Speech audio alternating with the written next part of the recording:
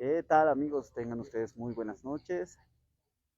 Lo anunciado ya prácticamente en nuestro adelanto para todos ustedes también con todo lo que es volver a recordar la historia de nuestro país. En este caso nos convoca también conocer la historia relacionada con la tricolor nacional y no solo la tricolor, sino también la bandera nacional. Es por eso que hoy, nuevamente, desde este punto de inicio, nos encontramos junto a Maurice Cazorla. Mauri, ¿cómo estás? Bienvenido, buenas noches. Ya prácticamente arrancando esta jornada importante también para poder compartir algunos criterios y algunas experiencias importantes de lo que será también este recorrido nocturno. Mi querido Imar y a toda la gente que se está conectando. La verdad es interesante poder hablar de este tema tan interesante como es la historia de la bandera nacional.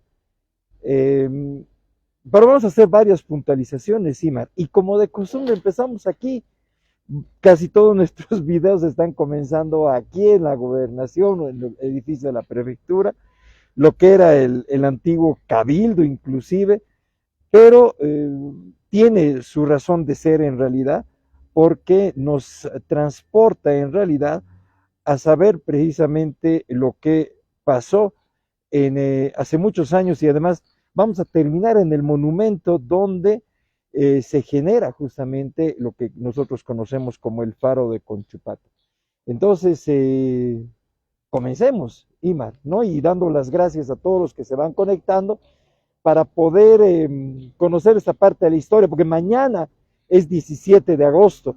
Mañana recordamos en realidad también 197 años de la creación de la primera bandera, ¿no? Que esa es justamente la puntualización que tenemos que hacer. A ver, entonces considerando todos estos aspectos, nos vamos a abocar exclusivamente a lo que es la bandera, no la tricolor nacional. Ojo, que Exactamente. estamos hablando El símbolo de la del bandera. símbolo de la bandera. Bien, perfecto. Mauri, tenemos tres banderas. La primera pregunta, ¿son más banderas? ¿Por qué llevan escudo? ¿Por qué no llevan escudo? ¿Por qué llevan algunas hojas de laurel a los bordes?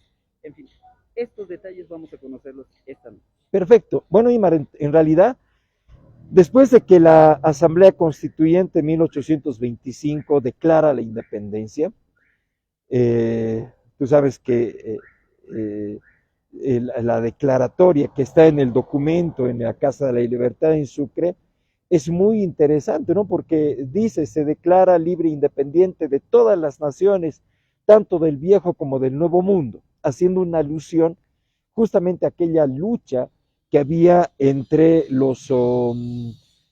tanto el Perú como Argentina, que pugnaban por quedarse con las provincias más ricas del Estado boliviano. Y algo interesante que hay que comentarlo, Ima, eran 4 provincias de charcas. A mí no me gusta hablar de Alto Perú. El denominativo de Alto Perú a mí no me agrada porque es una denominación que le pusieron los peruanos para justificar la anexión de las 4 provincias más ricas de lo que era el virreinato del Río de la Plata. Estamos hablando de Chuquisaca, Potosí, Cochabamba y La Paz. Santa Cruz pertenecía como gobernación a la jurisdicción de Cochabamba. Oruro pertenecía a la jurisdicción de la provincia de Chuquisaca. No había Tarija porque pertenecía a lo que es Salta. Entonces, un poquito para conocer ese contexto. Y además, lo que era el norte del Beni y Pando era jurisdicción del Perú. Entonces ahí viene justamente el justificativo de por qué se hablaba de la independencia de todas las naciones, tanto del viejo como del nuevo mundo. Y una vez que pasa eso, tuvieron que pasar 11 días para definir el símbolo que iba a representar a este nuevo Estado. El 17 de agosto de 1825. Y se define una bandera casi la misma estructura de la bandera española. Me refiero a la franja media, que es de color rojo, más ancha que las franjas superior y inferior, que eran de color verde. Y se colocan 5 estrellas, que representan las 5 provincias o 5 departamentos ya creados como departamentos. Estamos hablando de La Paz, Cochabamba, Chuquisaca, Potosí, y además se incluye como departamento lo que es Santa Cruz. Todavía no había Oruro, porque Oruro se crea recién el 5 de septiembre de 1826 bajo la presidencia del mariscal Antonio José de Sucre. Entonces, ese es el justificativo. Y esta bandera no se tiene mucha referencia de su uso. Aparece en cuadros posteriores, donde aparece, por ejemplo, Santa Cruz, Bolívar, Sucre, donde la bandera ya empieza a ondearse en edificios públicos, pero todavía no estaba asimilada como una bandera propia y tiene que pasar un año, justamente en 1826, donde la bandera boliviana sufre una primera modificación. Al color superior amarillo se le cambia por el al color superior verde, o a la franja superior de color verde se le cambia por el color amarillo. Y esa bandera es la que acompaña a las campañas de la Confederación, a la batalla de Ingavi y a toda la década de 1840 hasta 1850. ¿Y por qué empezamos aquí, Mar? Justamente porque aquí comienza en marzo, exactamente el 7 de marzo de 1859, comienza una revolución contra el presidente Belsu, Manuel Isidoro Belsu, que había tomado la presidencia derrocando al general José Valliviano. Entonces le hacen una revolución en Oruro. Su hermano, Francisco de Paula Belsu, era prefecto de Oruro. Y un detalle importante, este edificio, sin los arcos que vemos acá, pero sí por lo menos la portada de piedra, las ventanas de abajo y parte de las puertas, ha sido remodelado en el gobierno de José Valliviano entre 1842 y 1845, bajo su presidencia, y se llamó a este edificio como Palacio de Gobierno. Es muy importante esta denominación porque en realidad en más de siete oportunidades se gobierna el país desde este edificio, hasta 1899 inclusive. Entonces, por eso tiene un significado especial lo que decíamos de Palacio de Gobierno, ¿no? Entonces, el 7 de marzo, como te decía, comienza una revolución contra el gobierno de Belsu. En ese momento era prefecto, como te decía, el hermano de Manuel Isidoro Belsu, como era justamente el Francisco de Paula Belsu. Pero casualmente, en La Paz se produce otro levantamiento, y también en Cochabamba. Ahí se suceden varias cosas, y el objetivo importante era tomar la fortaleza de Oruro, que era el cuartel que estaba aquí abajo, donde se reunían a las tropas. Ahora podemos ir hacia el objetivo principal. Estamos en la Plaza del Rey, La Plaza de Armas. Después la Plaza de Armas. Nuevamente recordamos como en los anteriores videos, Imar, no habían árboles, todo era llano, no había absolutamente nada, una pequeña fuente que no es esta, que se encontraba, tampoco, una fuente muy humilde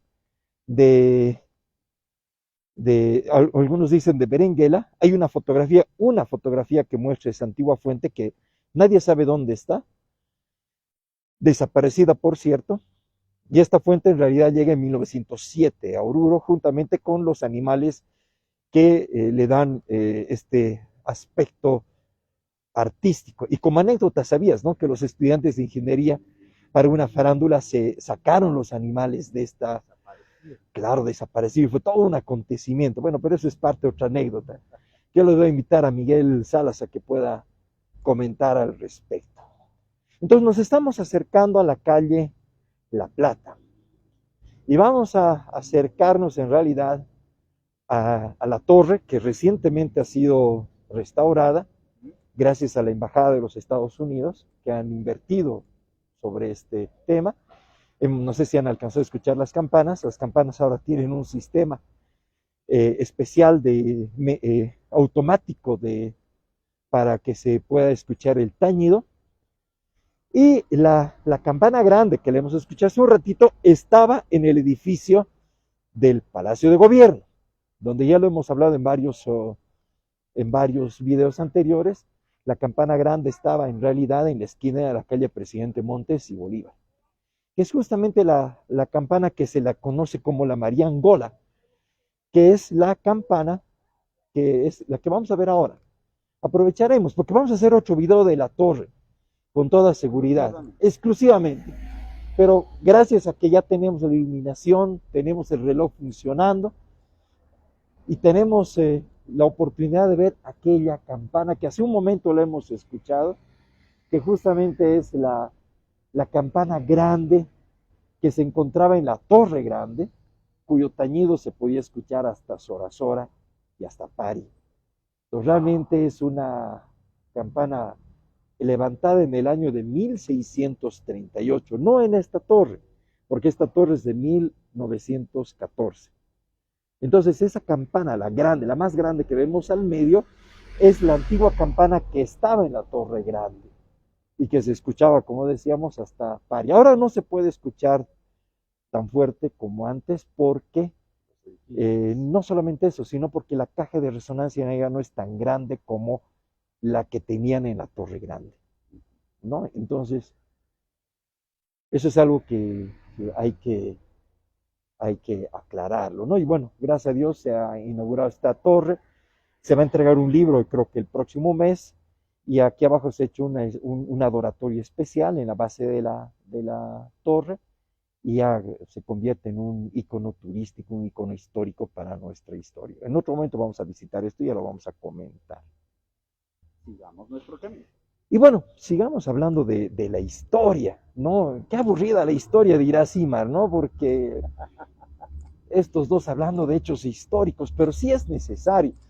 ¿Por qué les hablaba de Francisco de Paula Belzu? En realidad porque él era el hermano de Manuel Isidoro Belzu, que estaba de prefecto de Oruro, y él le cupo en realidad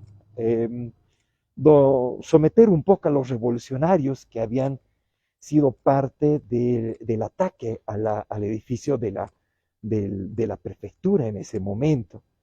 Pero casualmente se había producido también una revolución en La Paz y también en Cochabamba. ¿Y cuál era el motivo? En realidad, Vallivian tenía seguidores y su partido se llamaba el Partido Vallivianista, ¿no?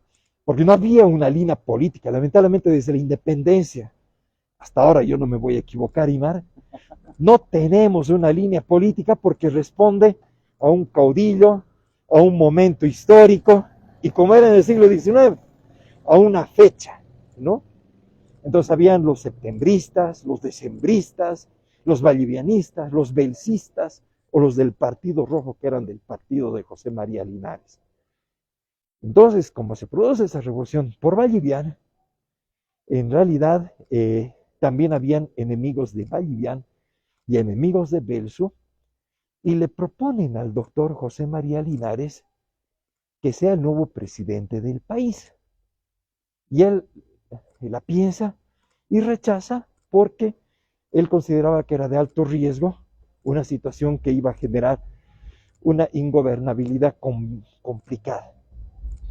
En ese sentido, entonces, que los revolucionarios tanto de La Paz, de Cochabamba y de Oruro son sometidos. Aquí en Oruro sucede algo bien anecdótico, Imar. El coronel Bernardino Rojas es quien, juntamente con Melgarejo y otros más, toman la prefectura. Pero lo paradójico es que Belzu, el prefecto, ordena su fusilamiento. Y cuando ordena su fusilamiento, recibe la visita de su esposa, una señora cruceña de apellido Parada. Y esta señora lo visita en el calabozo, en la fortaleza abajo. Cuando al día siguiente el pelotón de fusilamiento se alista para fusilarlo al coronel Rojas, y lo interesante es que cuando va el oficial a sacarlo al coronel Rojas del, del calabozo, se da cuenta que el que estaba en el calabozo era su mujer y no el coronel Rojas. ¿Qué había pasado? Que se habían cambiado de ropa y el coronel, aprovechando que estaba disfrazado de mujer, se refugia en una de las casas de los vecinos de Oruro, que no se sabe dónde está. Entonces ahí Belsu, el prefecto, por supuesto, se enoja y dice: ¿cómo es posible que haya sido engañado? La vamos a fusilar a esta señora. Y la gente de Oruro intercede por la mujer y la obligan a irse a pie al exilio. Ella sale por La Joya, la barca, se va a pie y consigue una mula y se monta la mula y con la mula se va exiliada hasta Tacna, completamente sola. Imagínate eso. Esta señora después se casa con el coronel Sotomayor, después de que muere el coronel Rojas, y bueno, es parte de otra historia que en otro momento la vamos a contar, que es muy anecdótica. Pero eso sucede en ese año. Entonces, después de eso, Belsu dispone, en realidad, en gratitud a Oruro, el 3 de abril de 1849, a un mes de haberse realizado este hecho histórico, la nominación, o le dio títulos en realidad a las 3 ciudades. A La Paz, por ese hecho, le da el título de muy ilustre y denodada. A Cochabamba le da el título de muy valerosa y leal. Y a Oruro le da el título de primer pueblo salvador de instituciones. Entonces, con esos títulos, Belsu, el presidente Belsu, decide que dispone en el mismo decreto que se puedan levantar pirámides conmemorativas, o sea, monumentos que recuerden estos 3 hechos. Y obviamente la gente que adulaba al presidente le hace caso y construyen los 3 monumentos en las 3 ciudades. Y esos monumentos en algún momento, perdonen el sonido ambiente, y esos 3 monumentos, como te decía Imar, existen. ¿En La Paz son? ¿Cuál? Te lo voy a... No, pero ahorita no podemos ir hasta La Paz. No, ya. En Cochabamba tampoco, pero sí te los voy a contar. Y vamos a invitar a la gente de otras ciudades que vayan a investigar, porque les vamos a revelar dónde está. El monumento de Oruro es este, el que estamos yendo a visitar. Este de acá, que no es faro, sino es la pilastra o la pirámide, que así se conocía, del Conchupata. Entonces, vamos a ir a conocer esto que estamos hablando y vamos a descubrir el título que Belsu le da en ese tiempo a Oruro.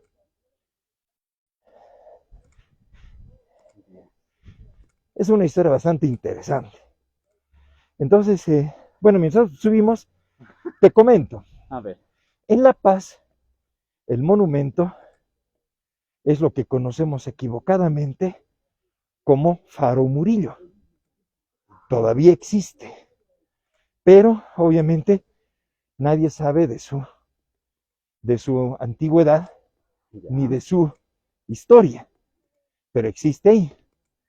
En Cochabamba estaba en el monumento de la Coronilla, pero después fue movido en 1812 para construir el monumento de la, de la, de la defensa de San Sebastián. Y en Oruro está aquí. Y justo acá hay una placa. No sé si se puede leer. A ver. Creo que no. Pero esta placa muy pocas veces la hemos podido percibir. Complicado. Complicado. Pero esta placa de bronce es la única que sobrevive de los 4 lados. Porque la placa decía que en los 2 costados tenía que estar la lista de quienes habían muerto en las jornadas de marzo de 1849. Y ahí dice, Oruro, primer pueblo salvador de instituciones. No, ojalá pudiéramos leer lo demás.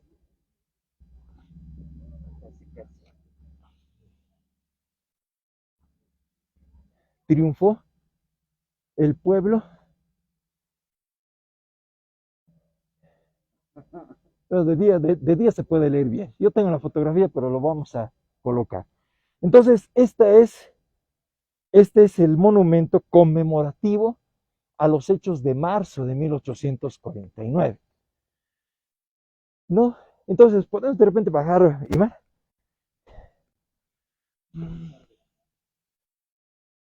Ojalá lo pudiera leer y los que pueden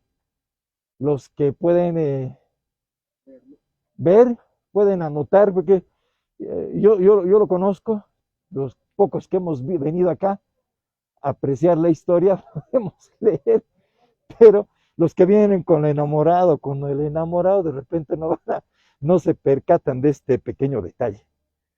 Ahora, mi querido Imar, la pregunta es, ¿por qué se llama faro? ¿No? Y eso tiene un sentido especial.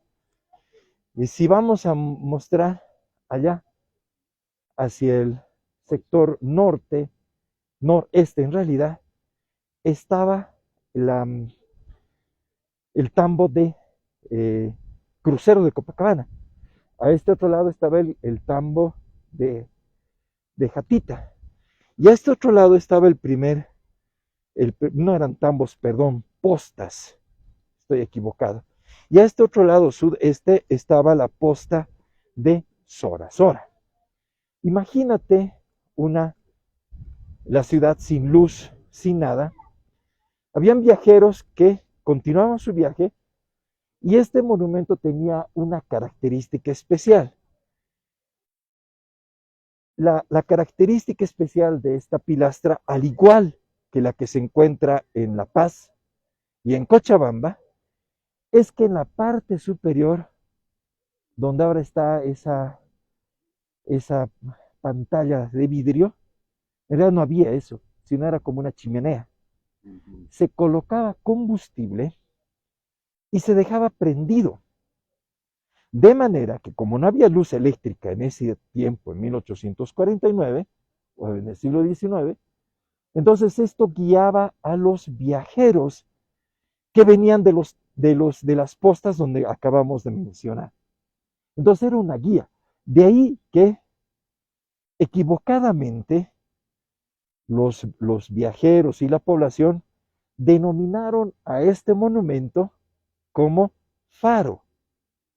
Y obviamente vinculado al lugar que era este cerro, el Conchupata, ¿no? Donde era un muladar. Aquí habían varias, habían desechos en realidad ya lo hemos hablado cuando hablamos de Ninanina, ¿te acuerdas? Ajá. Pero en esta ocasión, en realidad, en esta pilastra donde había comenzado lo del 10 de febrero, se erige este monumento recién. Entonces ahí la gente se pregunta y dice, ¿por qué muro? Digo, ¿por qué faro?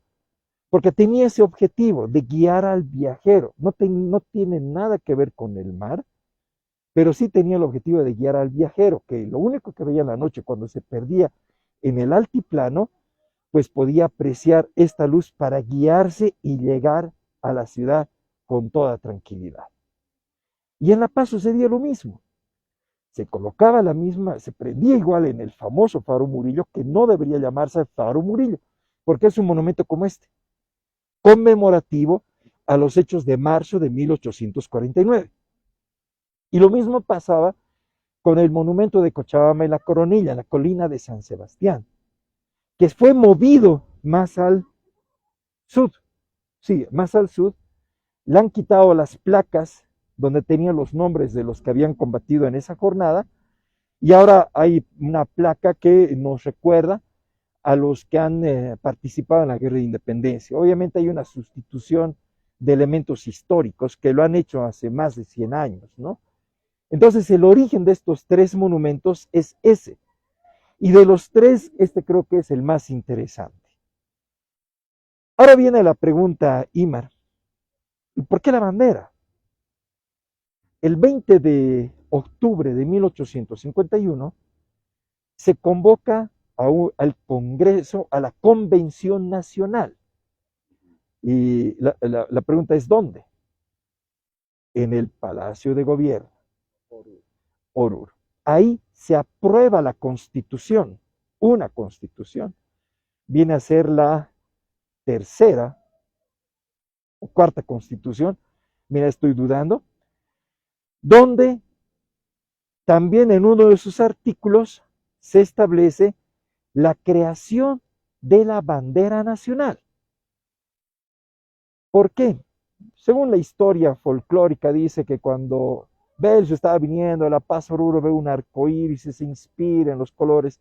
La verdad yo no estoy seguro de ese cuento, pero en realidad había la necesidad de crear esta otra bandera. Y se la reforma y el artículo, no recuerdo el número del artículo de la Constitución, establece precisamente la creación de la bandera con la inclusión del escudo nacional bajo laurel y olivo. Eso dice la Constitución de 1851, el 6 de noviembre. Y si nos fijamos bien, vamos hacia el otro lado, Imar. No había este hermoso parque que ahora vemos, había la ranchería, estaba el Pozo de la Buena Esperanza acá. Aquí había unos socavones, tanto aquí como allá abajo había unos socavones. Imagínate, Imar, que el 7 de noviembre se convoca aquí en este lugar, donde mañana se supone va a haber un acto de conmemoración a la bandera, se reúne el presidente Belzu con su gabinete de ministros, senadores, diputados y parte del cuerpo diplomático que fue acreditado en ese momento. No eran muchos, por supuesto. Y aquí forman un público expectante para ser testigos de la iza de la bandera del rojo, amarillo y verde el 7 de noviembre de 1851 del monumento más representativo de su gobierno, que es este. El pilar del Conchupata o el monumento conmemorativo a la revolución contra la revolución de 1849. Ese es el lugar donde se hizo por primera vez la exactamente, nacional. Exactamente, ¿no? El rojo, amarillo y verde. Entonces esta bandera es la que desde 1851, ya son casi más de 170 años, Imar, que es la bandera oficial de nuestro país, pero que también ha sido utilizada no de manera muy regular. Vemos, por ejemplo, al presidente Narciso Campero con la banda presidencial con los colores de la segunda bandera. Vemos a algunos presidentes con los colores de la segunda bandera, inclusive el presidente Melgarejo. Y es en el gobierno de Gregorio Pacheco en 1888 que se establece como la bandera oficial. Imagínate, casi después de 50 años, más de 55 años, donde recién se formaliza, oficializa el uso de la bandera del rojo, amarillo y verde. ¿Por qué tantos cambios? ¿A qué se debe estos cambios? Lamentablemente es por las luchas permanentes entre el poder que había en el siglo XIX. Después del gobierno de Belsu, él deja el poder, el gobierno, la presidencia a su yerno, Jorge Córdoba. No, ahí decía, por ejemplo, algo bien interesante en su discurso, porque lo leyó en Oruro y lo transfiere, y es la transferencia del poder a Jorge Córdoba, cuando dice que el peor mal del país es la empleomanía. Estamos hablando de 1852. ¿Qué diferencia hay con lo que ahora sucede? Sigue siendo el peor mal la empleomanía. El hecho de que alguien entre al poder y dé trabajo a todos los que son sus allegados. Y lo único que se busca es llegar al poder para aprovecharse del poder. Por eso Belsu dijo que Bolivia es un país ingobernable. Mauri, ¿cuál es el sentido de darle estos colores a Bolivia? ¿Por qué rojo, amarillo y verde? ¿Por qué el verde es rojo, verde? ¿Por qué el amarillo es rojo, verde? Hemos dado vueltas de repente en estos colores de alguna u otra manera. Es como se dice, el rojo representa la sangre perdida por nuestros héroes, el amarillo, la riqueza mineral, el verde, la riqueza vegetal del país. ¿Es tanto así? En realidad es el simbolismo que quisiéramos que sea, Ujú. pero históricamente en realidad no hay uno, por ejemplo, el estudio de las banderas de la vexilocología, y no tenemos en realidad un estudio específico sobre el tema del uso de los colores de la bandera en la época. Ahora sí le podemos dar una explicación por lo que representa, pero en su momento, ¿cuál habrá sido la motivación? ¿Cuál habrá sido la idea? Por eso nace esa historia medio romántica, medio interesante de que Belsu al venir de La Paz a Oruro ve el arco iris y los colores que inspira del rojo, amarillo y verde y colocar en la bandera. Para mí es parte de un mito, que mientras no tengamos algo que lo fundamente, sigue siendo un mito. No es certera, entonces No, esa historia. no, personalmente yo no la creo. Entonces, yo no sé, yo creo que no vamos a poder encontrar el significado real o quién fue el que sugirió esta bandera, porque no sé si habrá que revisar las actas en ese momento de la Asamblea Constituyente, y esas actas, la verdad, nadie se ha animado a revisarlas, ¿no? Entonces va a ser interesante revisar y quién fue el que sugirió, por qué, y ahí tendremos el fundamento, y ahí podremos encontrar en realidad estos elementos que son sumamente importantes, que al final nos dan esta identidad de la cual estamos nosotros hablando. Hoy tenemos la rojo, amarillo y verde, pero ¿por qué usamos a veces con escudo, sin escudo? ¿Por qué con hojas de laurel a los costados? Eso sí tiene un Sí, significado. en realidad el decreto o la ley de uso de la bandera y de los símbolos patrios fue recién establecido en el año 2004-2005 por el presidente Mesa, José de Mesa. Esto para también regular, porque en realidad te decía que el 6 de noviembre de 1851 se decía que la bandera debía ser rojo, amarillo y verde con el uso del escudo al medio y las hojas de laurel. ¿Cuál fue el motivo por el cual había que regular esto? Porque el escudo también sufrió varias modificaciones, ¿no? Hemos visto que el escudo en el siglo XIX, por ejemplo, tenía el gorro frigio, tenía el óvalo con el cerro rico al medio, las banderas entrecruzadas, después le pusieron el laurel, el olivo, después le pusieron el cóndor, o sea, tiene varias adiciones que en el tiempo han ido cambiando. Entonces, obviamente, esto es parte de un proceso histórico que también ha ido evolucionando. Y como vemos, la bandera la hemos usado incluso en la Guerra del Pacífico, la Guerra del Acre, sin escudo, porque obviamente no había la posibilidad de bordarlo y solamente necesitamos tener este emblema que nos representa. Y de ahí viene justamente el uso o el decreto que reglamenta en realidad. Y ahí tenemos el estandarte. El estandarte en realidad es una bandera que está destinada para el uso cívico en fechas cívicas y exclusivamente para eventos cívicos de nuestro país. Lamentablemente hemos hecho o estábamos haciendo un mal uso del estandarte, porque solo deberíamos sacar en la época del 6 de agosto, pero a veces sacamos en manifestaciones, en marchas, y le estamos dando un uso completamente inadecuado a la bandera, que el estandarte es una bandera para uso cívico. ¿Bandera mayor, bandera menor? Es una bandera, nada más. Porque en algún momento se habló de bandera mayor, de bandera menor, precisamente porque uno tenía escudo y la otra no. No, yo la verdad no me fijo en ese, o no me voy a ceñir a esa clasificación, porque en realidad la bandera militar lleva el escudo, la bandera civil no lleva escudo. Entonces no podemos decir que una bandera es mayor y la otra es menor. La bandera institucional. Es la bandera con escudo, es el estandarte. ¿Tiene alguna medición en particular la bandera? Sí tiene, pero no me la preguntes porque no me acuerdo. Está en el decreto, está en la ley, perdón, del gobierno de Carlos Mesa, no es José de Mesa, porque habré dicho José de Mesa, el gobierno de Carlos Mesa, donde está justamente las dimensiones de la bandera. Me remito a esa ley, disculpen que no me la sé de memoria.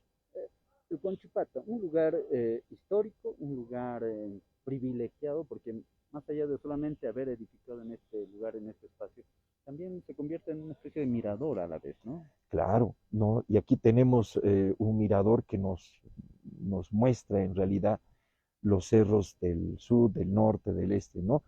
Y si te fijas, perdón, volviendo al faro, fíjate ese cuadrado que está vacío. Uh-huh. Ahí había una placa con los nombres de quienes habían participado y estaba en los tres lados. Eso desaparece. ¿Cuándo? ¿Por qué? Seguramente cuando entre el gobierno de Linares o el gobierno de Melgarejo. Posiblemente. No se ¿No? tiene. No. Pero la que sí sobrevive es la placa de bronce que está en el lado oeste, que es la que hacíamos referencia hace rato, donde tiene el título de Oruro, primer pueblo salvador de instituciones. Hoy por hoy, este espacio, como el día de mañana, tendremos un lleno total de estudiantes Sí, y obviamente también participación del ejército para poder rendir honores a nuestra bandera. exactamente, ¿no? Yo personalmente tengo una vinculación especial con la bandera por elemento histórico, porque nos, bueno, me- te cuento historias, ¿no? Como el estandarte del batallón Alianza primero, que se dictó que cayera como trofeo de guerra en la batalla del Alto de la Alianza el 26 de mayo de 1880. La bandera que flameó en Puerto Alonso desde el 3 de enero de 1899 y que flameó hasta el 23 de enero de 1903, cuando cae Puerto Alonso bajo la rendición después de tantos meses de asedio, y que esta bandera, por lo que yo sé, un descendiente de los que han participado en el Acre le está agarrando. Ojalá se pueda entregar a un museo porque es una bandera especial. Y esta bandera también estuvo en la campaña del Manuripi, en la guerra con el Perú en 1911. Tú sabes bien que nos hemos enfrentado al Perú en una guerra completamente desconocida. Hemos logrado consolidar la soberanía de Bolivia en la frontera con el Perú. Y claro, es una historia muy desconocida. Y de ahí viene la guerra del Chaco, la bandera que usamos en realidad en el Chaco. Y creo que ese es el elemento simbólico más importante por el cual muchos de nuestros antepasados han muerto. No, nuestros ancestros han luchado en la guerra del Pacífico, la guerra del Acre, la guerra del Chaco, la campaña del Manuripi, con esta nuestra bandera. Este lugar concentraba masas, concentraba gente en realidad en otrora, también no solamente por este espacio denominado faro, ¿no? Sino también, bueno, tenía de repente algún otro fin antes. Claro, antes de 1851, cuando se construye esta pilastra, en realidad aquí comenzó la revolución o el levantamiento del 10 de febrero de 1781. Aquí se reunieron las mujeres mestizas, las criollas, cuando los españoles fueron concentrados en el cuartel, en la Plaza del Rey, y aquí comenzaron a sonar los tututus. A este barrio no venían. ¿Recuerdas que hablamos del Chiruchiru y el Nina Nina? Ajá. Aquí no venían porque era el barrio peligroso, el barrio donde estaban los bares, los lugares de los tugurios donde se consumía bebidas de manera indiscriminada. Entonces este era el Conchupata, que era el lugar donde había el muladar. Y este es el Conchupata grande, porque Oruro también tiene el Conchupata chico. ¿Ah, sí? ¿Dónde? ¿Por qué no vamos por ahí? ¿Así? Así este lado. Nos despedimos del Conchupata grande con el faro de Conchupata, equivocadamente llamado faro, que en realidad es una pilastra conmemorativa, un monumento conmemorativo en homenaje justamente a los hechos de marzo de 1849. Seguramente la pilastra tardó 1 año o 2 años en construirse, y de ahí que fue que se sugirió a Manuel Isidoro Belzu y a su gabinete de que la Asamblea Constituyente se realice en Oruro. ¿Por qué en Oruro? Porque era más fácil eh, controlar el país. Si se iban a La Paz, los pueblos del sur se levantaban. Si si se iban hacia el sur, a Potosí o Chuquisaca, los pueblos del norte se levantaban. Entonces, ¿dónde era mejor? Quedarse al medio. En este caso, Oruro. Y por eso que era mejor concentrar a todo el gobierno, a todo el ejército en Oruro, porque si hubiera habido alguna revolución en ese momento, pues era más fácil movilizar a todo el ejército para aplacar cualquier situación revolucionaria. Muchos se preguntarán por qué no está la bandera ahí. Eso es lo que llama la atención, ¿no? Entiendo que mañana, ojalá, tendrían que izar la bandera en un acto conmemorativo por el 17 de agosto. Que recuerden, el 17 de agosto es la creación de la primera bandera, no de la rojo, amarillo y verde. El rojo, amarillo y verde se crea en la Constitución del 6 de noviembre de 1851 y se iza por primera vez el 7 de noviembre. Pero en realidad, mañana vamos a conmemorar la creación de la primera bandera. Vamos al Conchupata menos. Al Conchupata chico. ¿O chico? Sí, al Conchupata chico. Bien, vamos Alguien que nos esté escuchando en el video Ajá. nos pueda decir cuál es el significado del Conchupata. Es una voz quechua. Yo había entendido una acepción que significa que era lugar donde habían desechos, donde había no solamente basura, sino hablaban de desechos. Es una, mm, una traducción un poco literal, Ya. y he intentado en realidad tener esta acepción.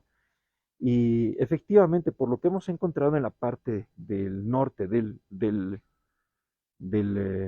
monumento, en realidad hemos podido encontrar restos de varios vestigios. Incluso, ya me he olvidado, pero ya no vamos a volver. Aquí había un sapo en el Conchupata. Uno de los 7 sapos estaba aquí, justamente en el Conchupata, y lo hemos pasado por encima. Pero bueno, eso es parte de otra historia, porque vamos a recorrer los 7 sapos de Oruro. Pero esa era parte de otra historia.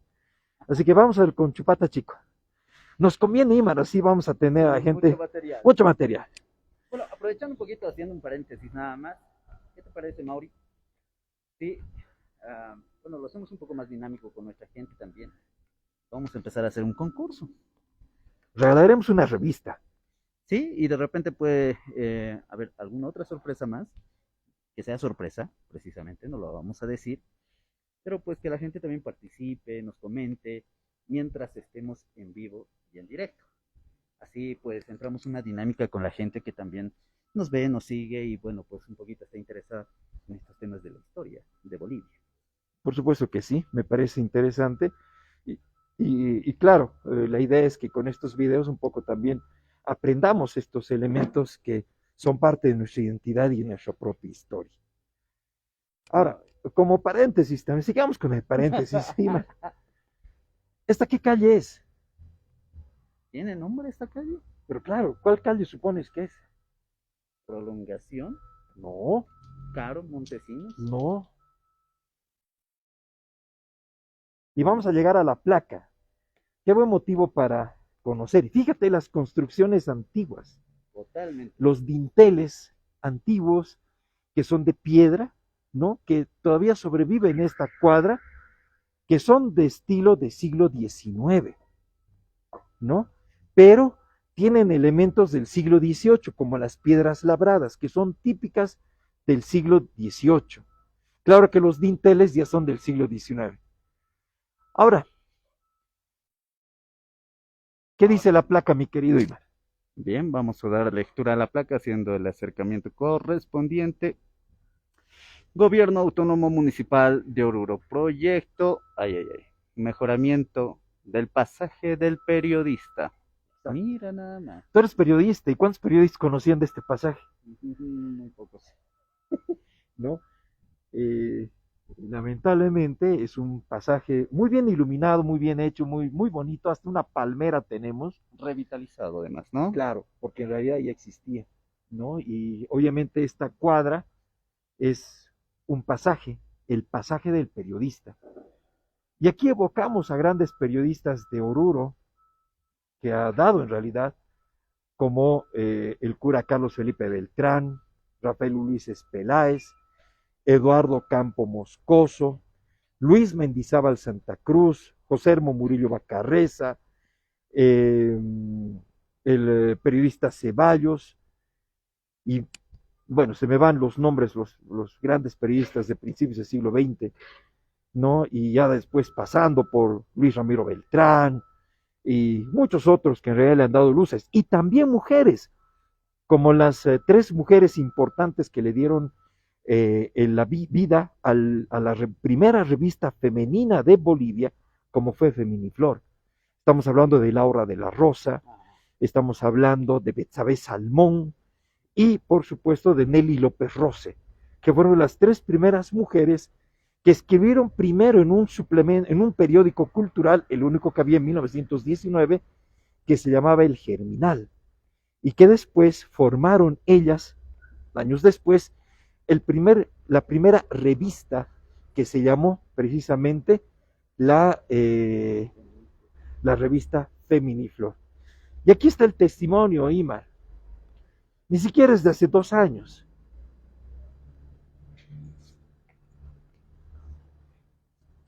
Esa es la placa que fue colocada en realidad ya hace bastantes años, que nombra y califica este pasaje como el pasaje del periodista.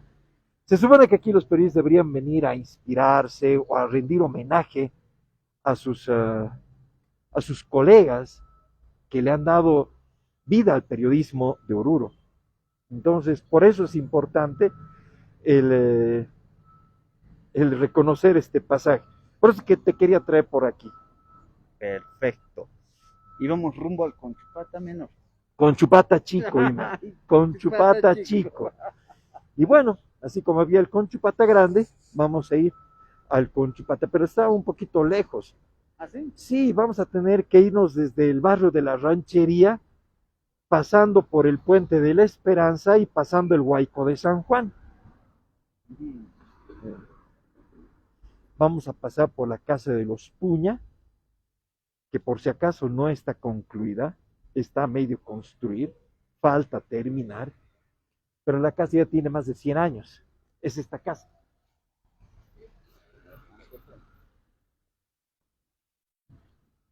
Esta es la casa de los Puña. Muy famosos porque tenían propiedades en el Uribay,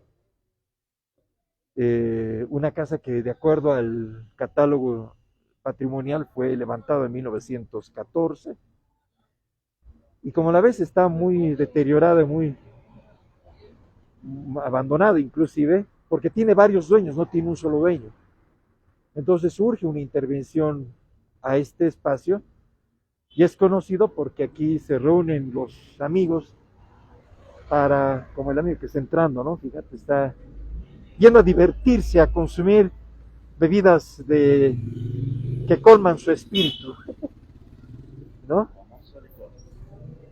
Y no solamente ahí, sino también aquí en la esquina. O sea, qué triste final para un edificio tan emblemático, tan lindo, ¿no?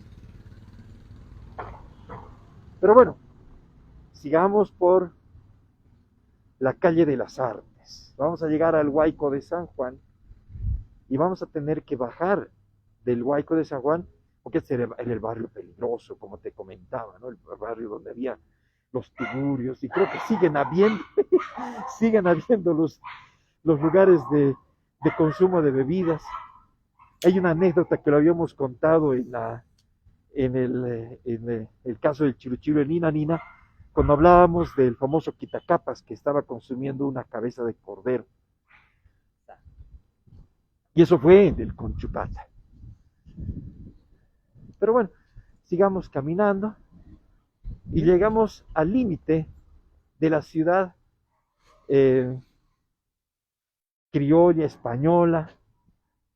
En ese entonces todavía estaba aquí el agua circulando. No. Esto era llano. Aquí te voy a mostrar. No, esta otra. La que ahora es Felipe Cochabamba. Sí, exactamente. Entonces la calle Cochabamba es lo que se conoció en la época como el Huayco de San Juan. Uh-huh. Hay un trabajo interesante que lo menciona Zenobio Calizaya. Yo me remito a su trabajo del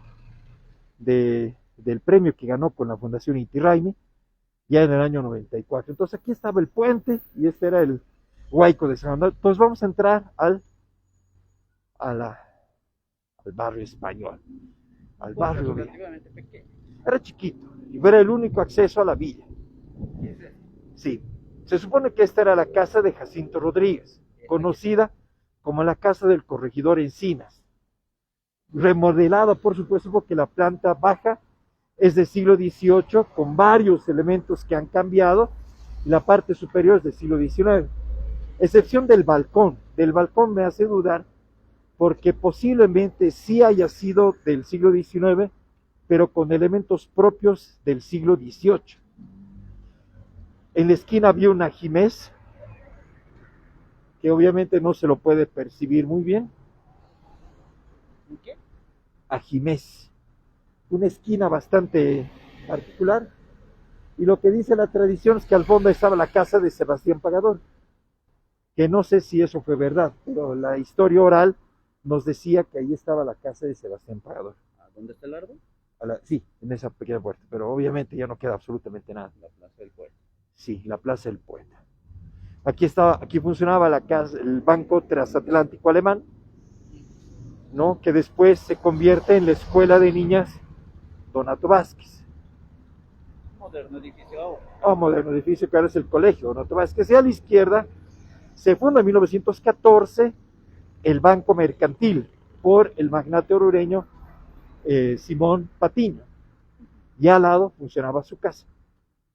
Que es enorme, por cierto. Que es grande, ¿no? Y ojo, la casa de Patiño era toda la segunda planta incluso de este banco.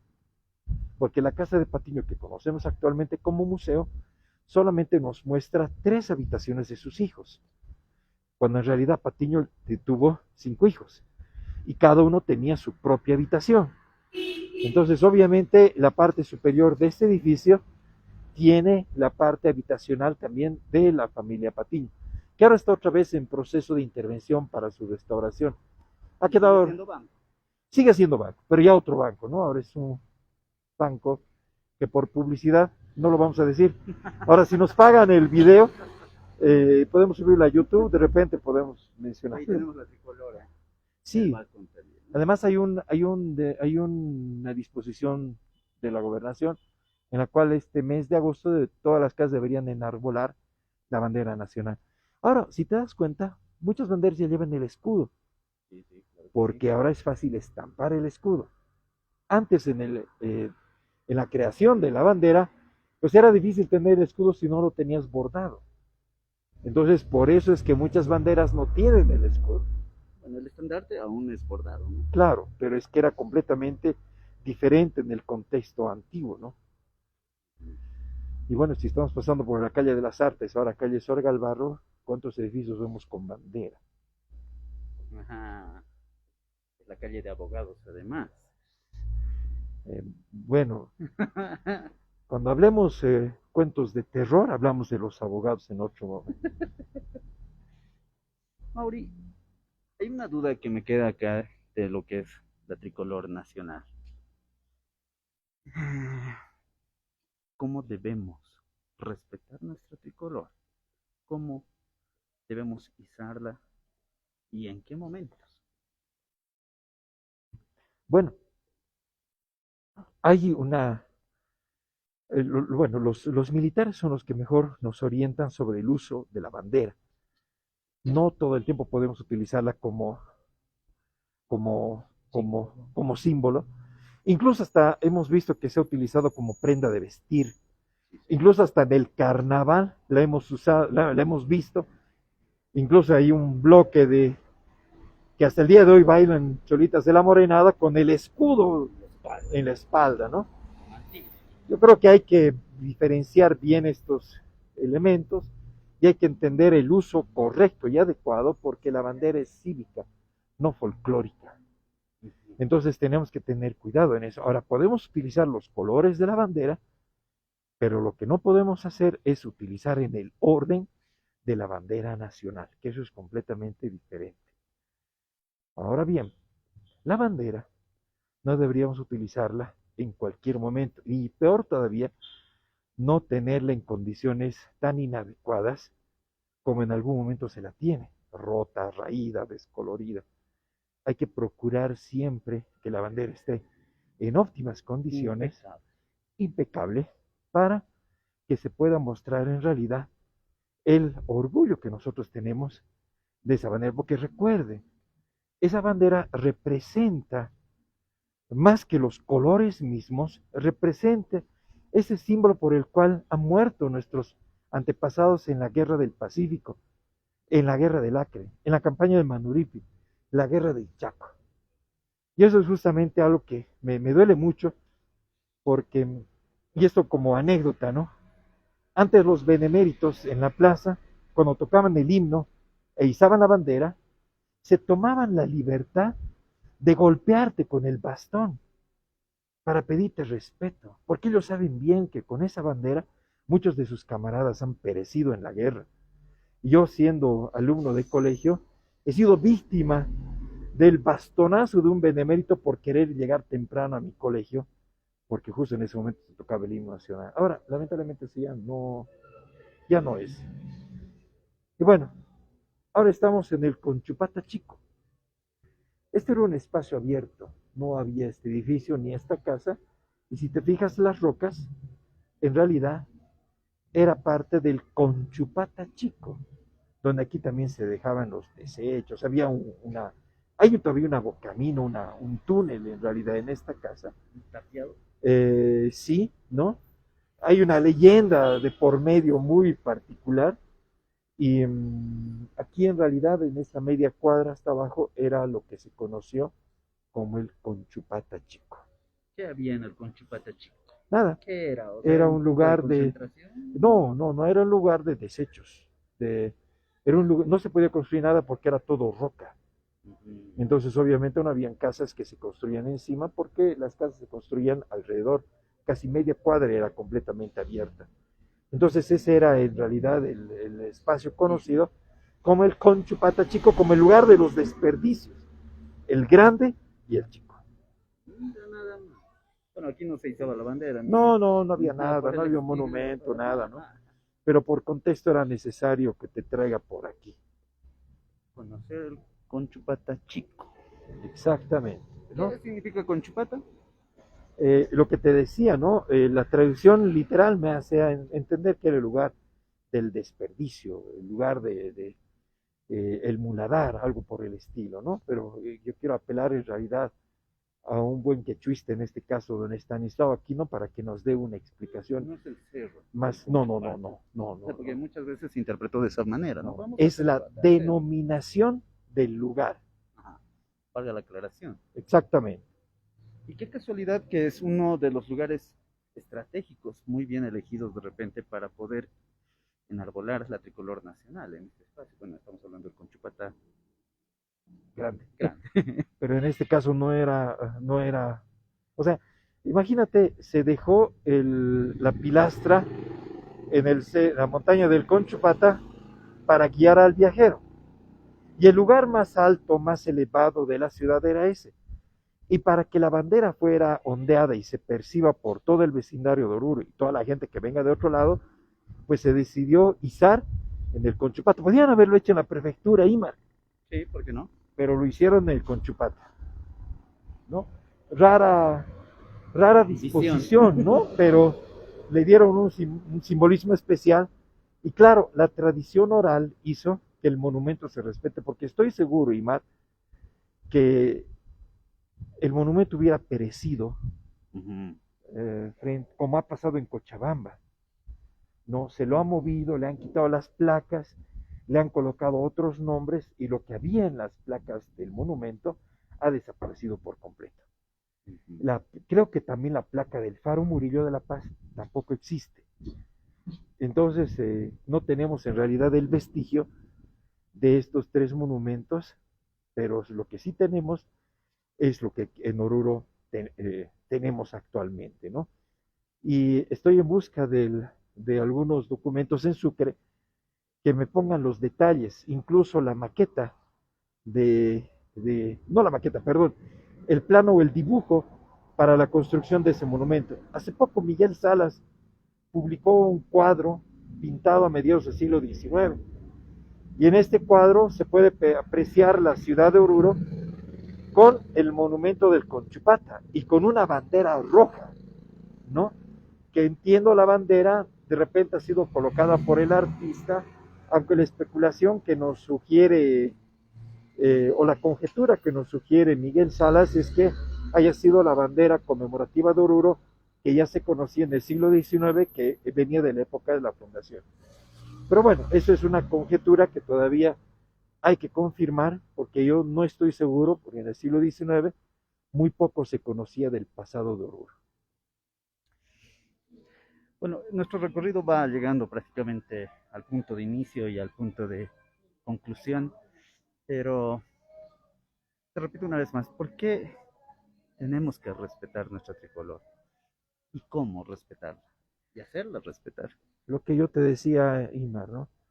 Depende cómo uno sienta su nacionalismo, su sentido de patria, su sentido de identidad.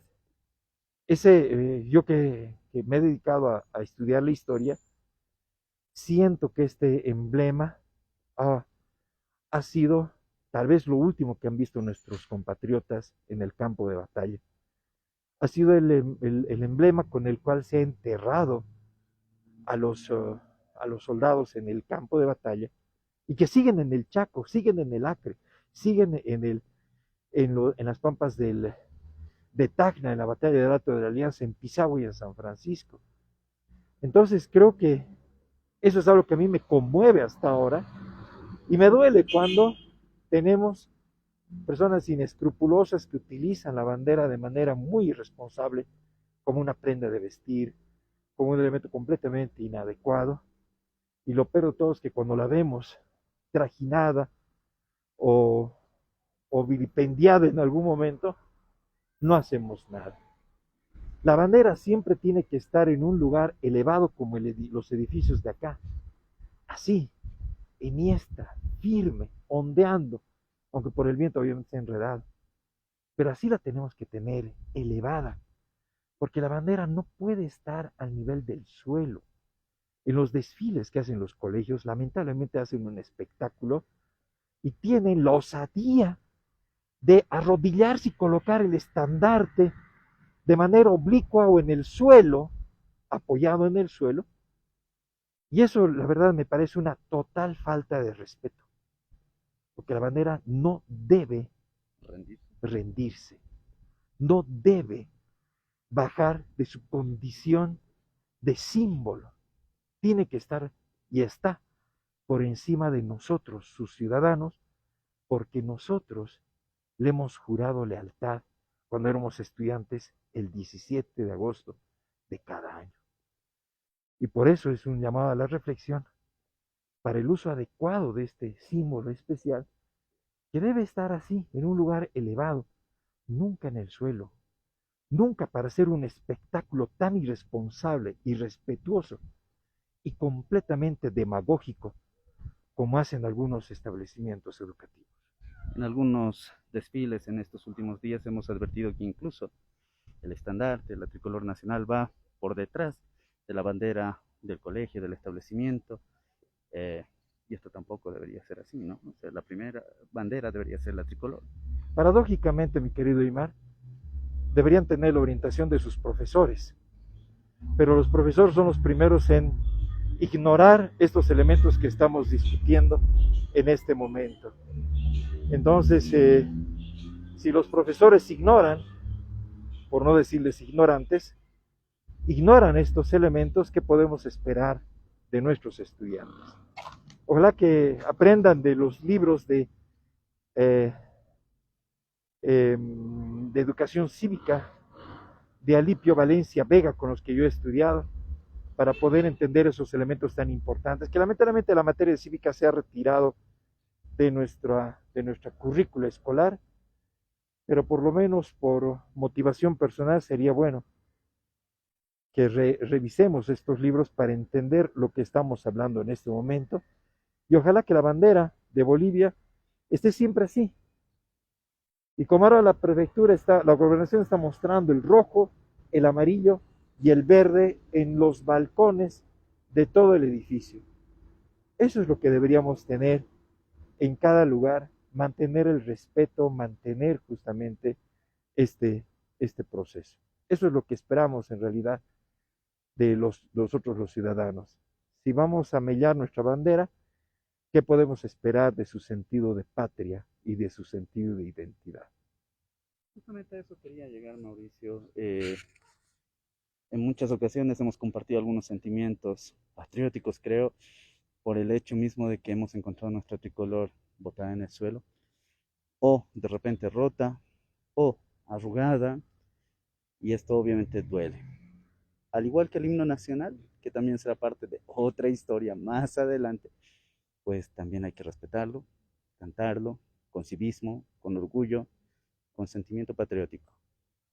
Este 17 de agosto, la tricolor nacional tendrá un significado diferente para muchos que hoy nos han visto y escuchado parte de este fragmento de la historia, porque hay mucho más seguramente que decir, pero la tricolor nacional nos motiva a sentirnos orgullosos de este país, de esta tierra, que nos vio nacer, que nos verá morir y que en algún momento, de repente, pues nos llenará de lágrimas, no solamente porque estamos fuera, sino porque realmente amamos esta tierra, Mauro.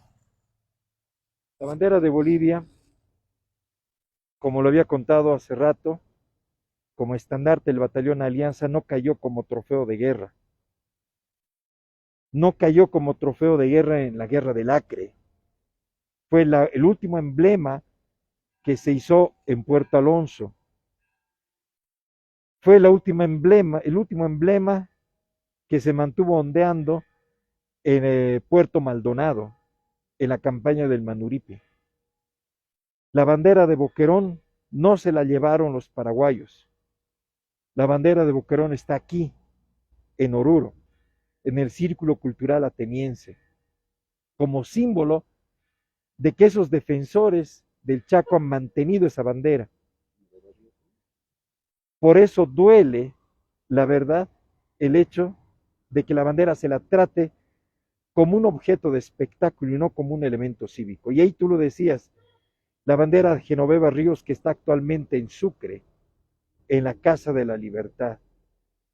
Por eso el rojo, amarillo y verde es nuestro símbolo que ha sido testigo de nuestras luchas internacionales, de que muchos de nuestros antepasados han sucumbido y han muerto bajo el calor de esta bandera.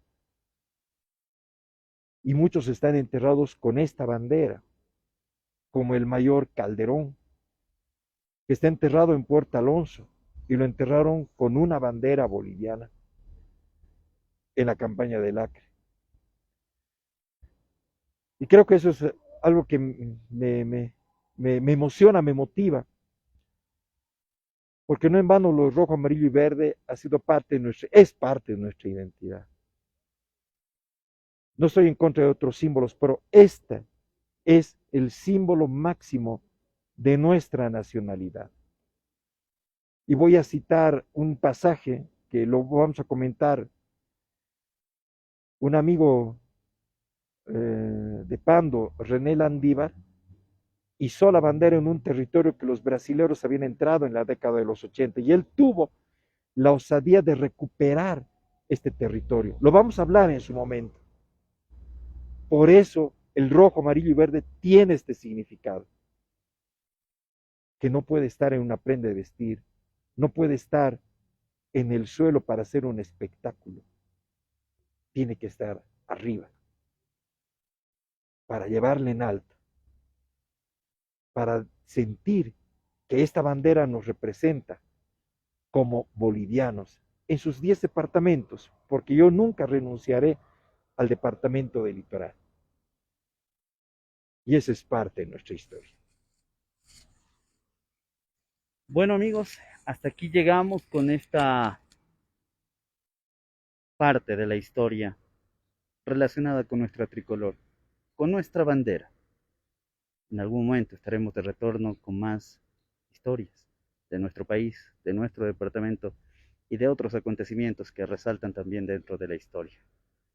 Mauri, como siempre, un gusto compartir contigo estos espacios, estos momentos emotivos, tristes a ratos también, pero sobre todo reflexivos para considerar muchos otros aspectos. Nací en cualquier parte, los valles, las montañas, el extenso altiplano y la espesura infinita de los montes. No existían barreras, tampoco había guerras. Todo el mundo era libre.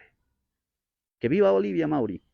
Que viva Bolivia y no nos olvidemos del Amazonas, no nos olvidemos del Acre, no nos olvidemos de Guayaramirín, de Riberalta, de Cobija, de Mojos, de Chiquitos, del Chaco, de la región de Yampara, de la región de los Lipes, de los valles de Cochabamba, de los yungas de Apolo y del gran altiplano orureño. Y no olvidarnos tampoco de Calama, San Pedro de Atacama, la capital Cobija, Chiu Chiu, y las poblaciones que antes eran parte del departamento del litoral, que está en la 10ª estrella de nuestro escudo. Eso es nuestra nación, eso es nuestro país, y esto es Bolivia. Como dijo Eduardo Avaroa Ima, no como su expresión que se la usa de manera irresponsable, cuando le dijo a Ladislao Cabrera, esto es Bolivia, y aquí me quedo. Muchas gracias. Bueno amigos, será hasta otra ocasión con estas historias y momentos realmente importantes para que ustedes lo vean, lo consideren, lo conversen, lo reflexionen y tomemos otra actitud ante nuestros símbolos patrios. Feliz Día de la Bandera. Feliz día, país. Amigos, hasta otra oportunidad.